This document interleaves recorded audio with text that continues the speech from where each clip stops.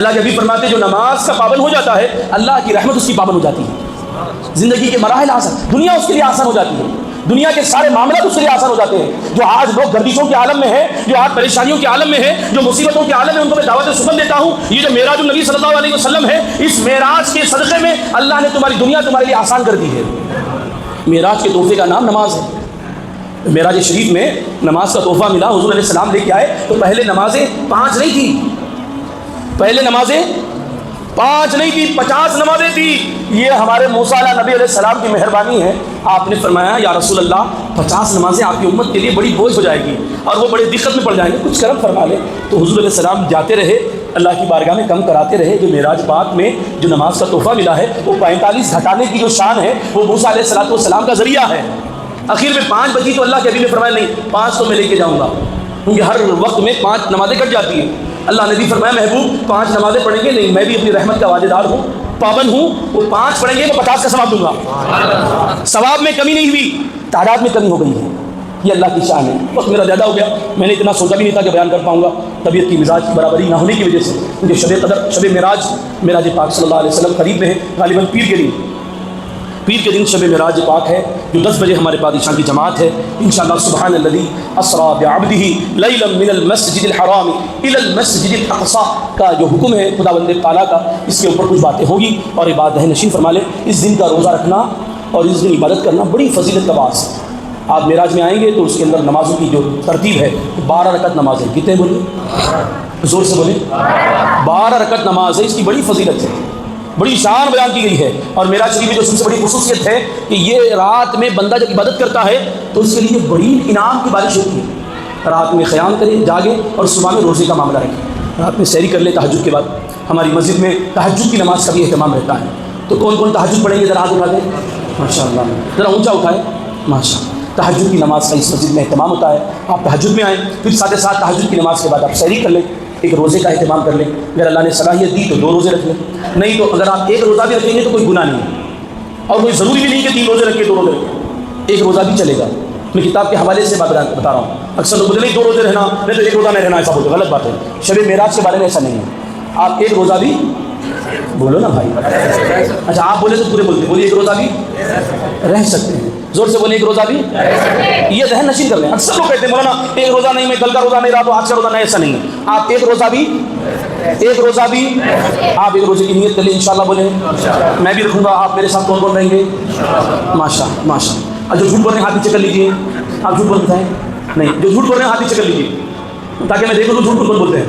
ماشاء اللہ. تو آپ سچ بول رہے ہیں انشاءاللہ. تو روزے کی نیت کر لیں. اس کے فائدے سن لیں. آپ کے جسم کی بیماریاں ختم ہو جائیں گی، آپ کے کاروبار میں برکتیں شروع ہو جائے گی. اللہ آپ کی عمر میں برکت دے گا. فرمائیں آپ کی عمر میں برکت، آپ کے رزق میں برکت، آپ کے معاملات میں برکت، آپ کے گھر میں برکت. لیکن برکت کا دعوت دینے کا طریقہ کیا ہے؟ گھر میں روزانہ قرآن کا دستور بنائیں، درود پاک کا دستور. جو پہلے زمانے میں تھا روزانہ بیٹھ کے لوگ درود پڑھتے تھے، وہ معمولی بات نہیں ہے. وہ درود کی برکت سے اللہ کی رحمتیں نازل ہوتی ہیں. درود کی برکت سے اللہ تبارک و تعالیٰ اس گھر میں رحمت الہیہ کا نزول فرماتا ہے.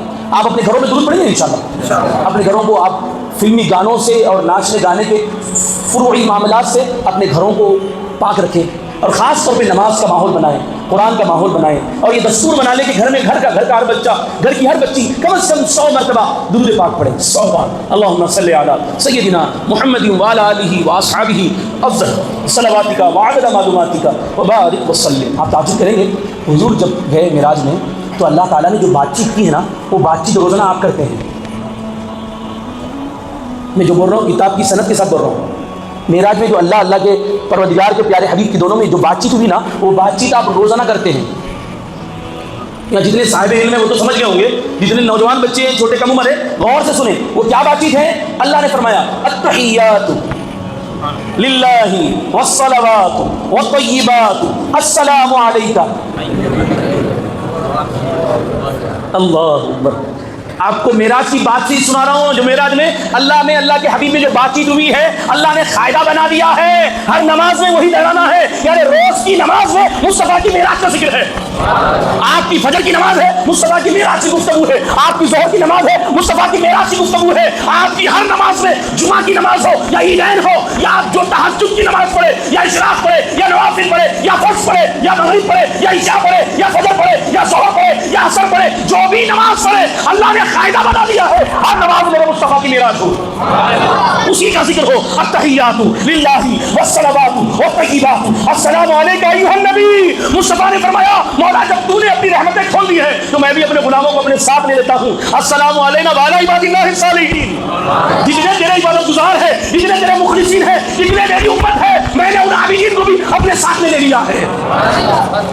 معراج کو تم نے سمجھا کیا ہے؟ معراج کی حقیقت پر اٹھتے جائیں تو ہماری عقلیں دنگ رہ جائے گی، کیونکہ میرے پاس وقت متعین نہیں، ورنہ میں اور بھی باتیں آپ کے سامنے پیش کرتا کہ معراج ہے کیا۔ قرآن کا سورہ نجم اٹھائیے اور اعلان سنیے اللہ کا۔ اللہ نے قرآن پاک میں سورہ نجم میں اعلان کر دیا ہے والنجم اذا هوى ما ضل صاحبكم وما غوى وما ينطق عن الهوى ان هو الا وحي يوحى علمه شديد القوى ذو مرة فاستوى وهو بالافق الاعلى۔ اعلان ہو رہا ہے محبوب تیری معراج کو میں نے قرآن بنا دیا ہے۔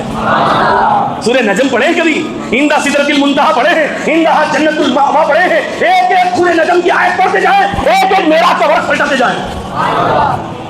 آپ کو شروعات ملے گی 15 پارے میں، سبحان الذی اسریٰ بعبدہ لیلا من المسجد الحرام الی المسجد الاقصی کہہ کر آپ سورہ بنی اسرائیل کی پہلی آیت پڑھیں گے، لیکن اس کا سارا واقعہ آپ کو 27ویں پارے میں سورہ نجم میں ملے گا۔ اللہ تعالیٰ پورے راز کو کھول رہا ہے، پوری معراج کے واقعات کو بیان کر رہا ہے، لیکن یہ بیچارہ پریشان نہیں۔ معراج ہوئی تھی، میں خواب میں گئے تھے اور اسی میں خواب میں ہوئی معراج۔ ارے دیوانے، ارے ہولے پاگل بیوقوف، اگر خواب میں گئے تھے تو اللہ قرآن میں بھی عبدہ کا ذکر کیوں فرمایا؟ مفسرین فرماتے ہیں عبد کے معنی بندے۔ یہ بیوقوف آج کل ڈالتا ہاں جینس پینٹ ٹی شرٹ پہن کے بول رہا کہ نہیں حضور کو معراج نہیں ہوئی، خالی شب قدر منانا، معراج نہیں منانا۔ ارے عقل کے اندھے، قرآن اگر تو پڑھ سکتا ہے تو کسی بڑے عالم کے پاس جان و ادب طے کر کے بیٹھ جا، وہ بنائیں گے کہ آپ ہی نے اللہ اعلان کر رہا ہے میں اپنے بندے محمد کے ساتھ لے گیا، محمد کو ساتھ لے گیا۔ اللہ فرما رہا میں نے گیا اور یہ ملا فرما رہا میں نے دیکھا۔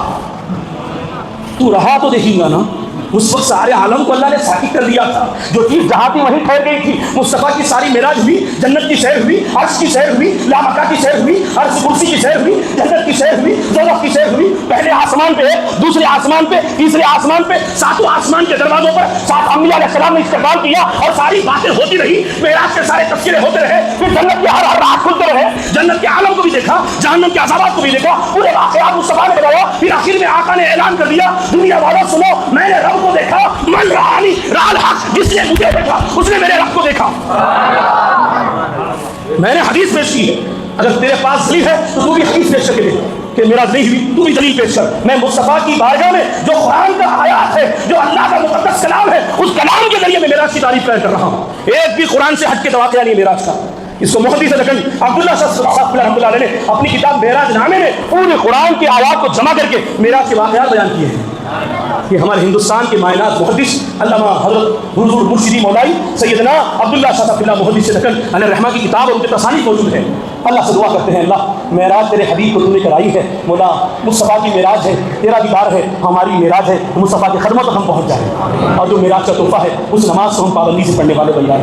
اللہ ہمارے معاملے آسان فرما، ہماری زندگی آسان فرما، اللہ ہمارے ظاہر کو بھی پاک کر دے، اللہ ہمارے باطن کو بھی پاک کر دے۔ اللہ یہاں جتنے کھڑے ہیں جتنے آئے ہیں سب کو حضور کی محبتوں کا پابند بنا دے، حضور کی محبتیں، حضور کی عقیدت دل کے اندر سلامت رہے، اور جب کبھی نظر اٹھے تو مصطفیٰ کے دیدار کے لیے اٹھے، مولا جب کبھی نظر اٹھے تو مدینہ شریف کی زیارت کے لیے اٹھے، جب کبھی نظر اٹھے تو کعبۃ اللہ کے طواف کے لیے اٹھے۔ اللہ گناہوں سے ہماری آنکھوں کی حفاظت فرما، گناہوں سے ہمارے معاملات کی حفاظت فرما۔ اللہ ہمیں معراج شریف کی برکتیں حاصل کرنے، اس دن روزہ رکھنے اور 12 رکعت نماز پڑھنے، اور اس رات میں قرآن کی تلاوت کرنے، اور سورہ اخلاص پڑھنے، سورہ فلق پڑھنے، سورہ ناس پڑھنے، آیت الکرسی پڑھنے، اس دن جو بدائے بیان کیے گئے ہیں وہ سارے طریقے انشاءاللہ بیان کیے جائیں گے۔ اللہ ان تمام چیزوں پہ ہم کو عمل کی توفیق عطا فرما۔ اللہ ہمارے ماں باپ کی مغفرت فرما، اللہ پوری امت کی مغفرت فرما، میرے استاد محترم مولانا حافظ عرفان قادری صاحب کی مغفرت فرما، اللہ ان کے درجات کو بلند فرما۔ اللہ یہاں مسجد میں جتنے لوگ جمعہ کے لیے آئے ہیں اللہ سب کے نیک مقاصد کو قبول فرما، اللہ سب کو سچا عاشق رسول بنا، حضور کا دیوانہ بنا، اللہ آنکھوں میں محبت رسول کو بھر دے مالک، دل میں حضور کی الفت کو بھر دے مالک۔ مولا جب تک سو جائیں صلی اللہ کہتے کہتے، میں سو جاؤں یا مصطفیٰ کہتے کہتے، کھلے آنکھ صلی اللہ کہتے کہتے، یہ کیفیت اللہ ہمارے اندر پیدا فرما۔ اللہ جتنے بھی لوگ پریشانیوں میں اللہ سب کی پریشانی دور فرما، اے اللہ ہمارے معاملے آسان کر دے، اللہ ہمارے بچوں کو نمازی بنا دے، اللہ ہمارے گھر کو دیندار بنا دے، اے کریم مولا ہمارے گناہوں کو معاف کر دے، اے پروردگار جمعہ کے اس متبرک دن ہم آئے ہیں ہم سب کے نیک مقاصد کو قبول فرما۔ بفضل سبحان ربک رب العزت عما یصفون وسلام علی المرسلین والحمد للہ۔